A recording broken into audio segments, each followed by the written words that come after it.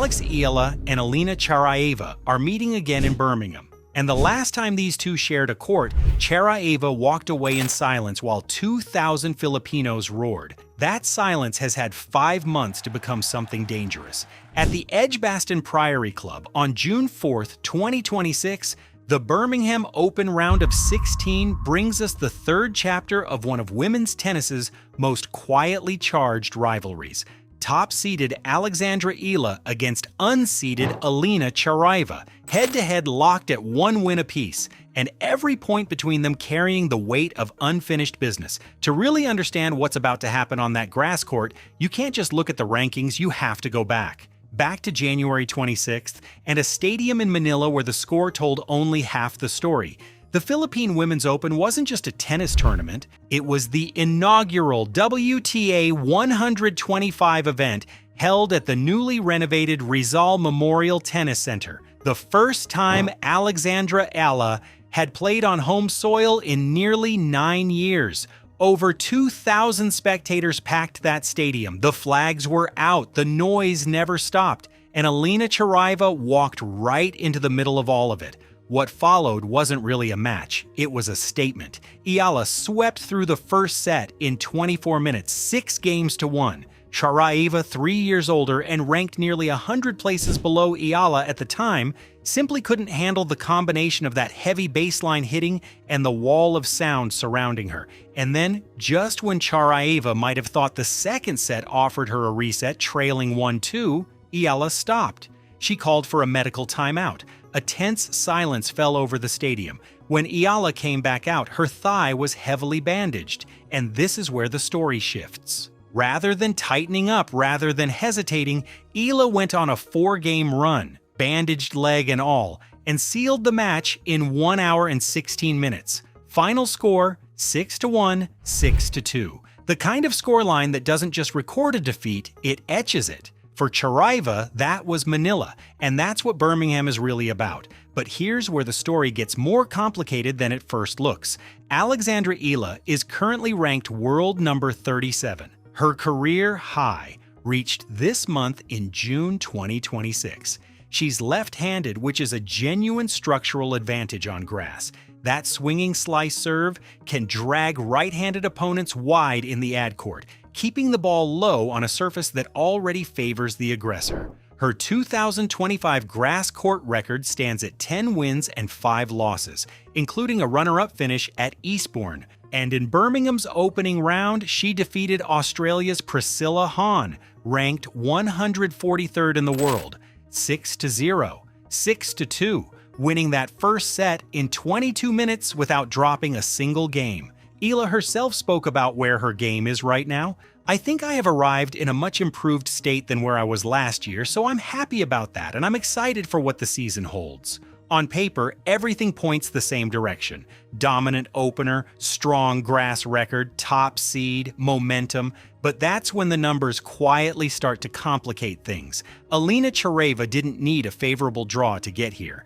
In Birmingham's round of 32, Charaeva defeated Greet Minnen, the defending champion, 6-3, 6-1. Not a scrappy win, not a lucky break.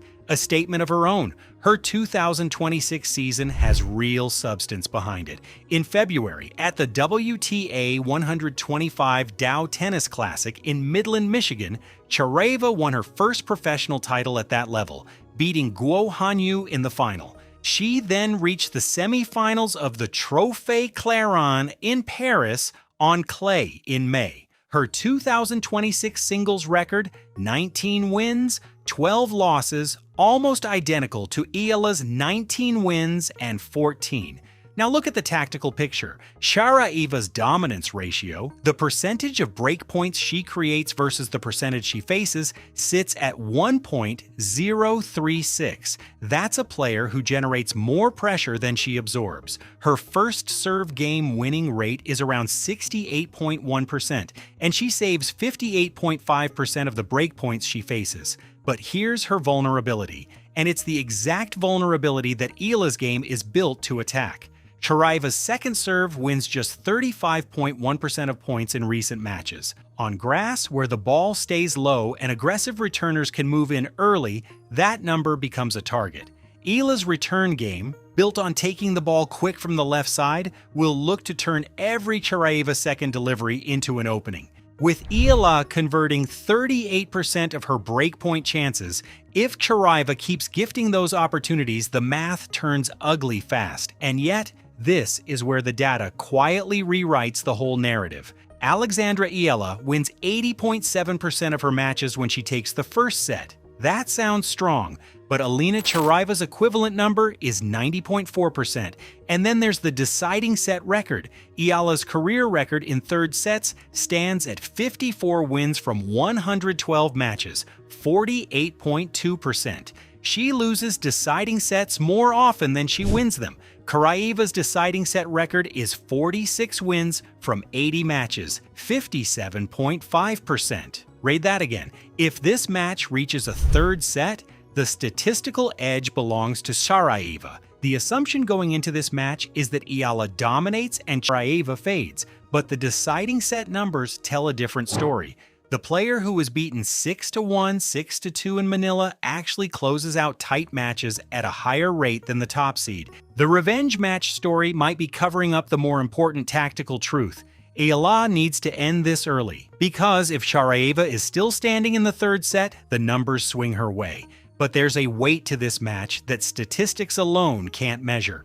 At the Italian Open in May 2026, Eala suffered a grade 2 ankle sprain in a loss to world number 2 Elena Rybakina. After the match, 84-year-old Italian President Sergio Mattarella approached Eala and held her hand for nearly 10 seconds on camera. He told her, "You lost the match, but you haven't lost Rome. The flags will be back next year, the fans will return, and you will too."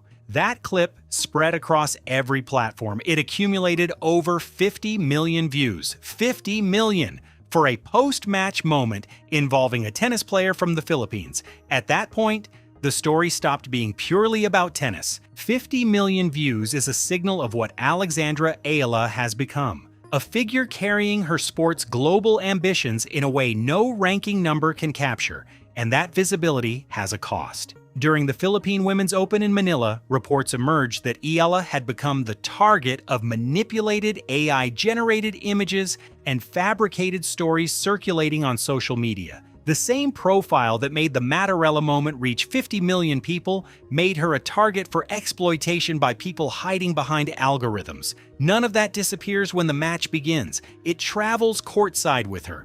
Charaeva, by contrast, arrives in Birmingham with none of that noise. No viral moments, no presidential handshakes, no 50 million view weight sitting on her shoulders, just a scoreline, 6-1, 6-2, somewhere in the back of her mind, and a grass court run that just ended the defending champions tournament in 60 minutes. So the question that no preview and no data can fully answer is the one that decides everything. Which version of this rivalry shows up? Is it the Manila version, where Eala's power and the sheer force of the moment rolled over before the match ever found its footing? Or is it something closer, something the deciding set numbers quietly hint at? A harder, longer fight where Charaeva's 57.5% third set record slowly starts to shift the weight of the scoreboard. Eala is the top seed. She has the grass court record, the left-handed advantage, and the momentum of a perfect opening round. On paper, she should win this, but Charaeva just beat the defending champion. She has a title from 2026, and she's had 5 months to think about that scoreline in Manila. The grass at Edgbaston Priory Club on June 4th will tell us which of those facts ends up mattering more. And the only thing the numbers, the history, and the rivalry all agree on is this: whoever loses will spend the rest of the grass season knowing it isn't over.